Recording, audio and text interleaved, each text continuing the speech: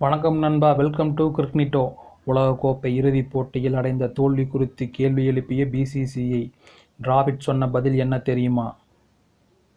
இந்தியாவில் இந்த ஆண்டு நடைபெற்ற 50 ஓவர் உலகக்கோப்பை கிரிக்கெட் தொடரின் லீக் போட்டிகளில் அட்டகாசமான ஆட்டத்தை வெளிப்படுத்திய ரோஹித் சர்மா தலைமையிலான இந்திய அணியானது ஒரு போட்டியில் கூட தோல்வியை சந்திக்காமல் இறுதிப் போட்டிக்கு சென்றது. அதன் காரணமாக இந்திய அணியே இறுதிப் போட்டியில் வெற்றி பெற்று சாம்பியன் பட்டத்தை கைப்பற்றும் என்று பேச்சுக்கள் இருந்தது. ஆனால் நவம்பர் 19ஆம் தேதி அகமதாபாத் நகரில் நடைபெற்ற முக்கியமான இறுதிப் போட்டியில் ஆஸ்திரேலிய அணியிடம் தோல்வியை சந்தித்த இந்திய அணி மீண்டும் ஒரு முறை உலகக்கோப்பை சாம்பியன் பட்டத்தை வெல்லும் வாய்ப்பினை இழந்தது.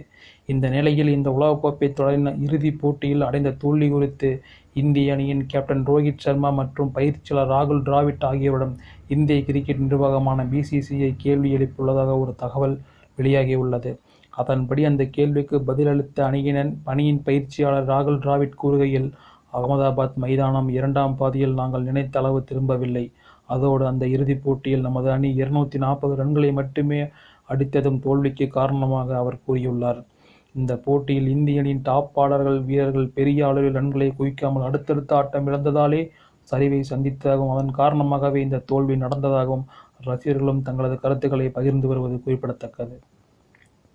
உலகக்கோப்பை தொடருக்கு பின்னர் நடைபெற்ற 5 போட்டிகள் கொண்ட T20 தொடரை இந்திய அணி 4-1 என்ற கணக்கில் கைப்பற்றிய வேளையில் அடுத்ததாக தென்னாப்பிரிக்க நாட்டிற்கு சென்று 3 விதமான தொடர்களிலும் பங்கேற்று விளையாட இருப்பது குறிப்பிடத்தக்கது.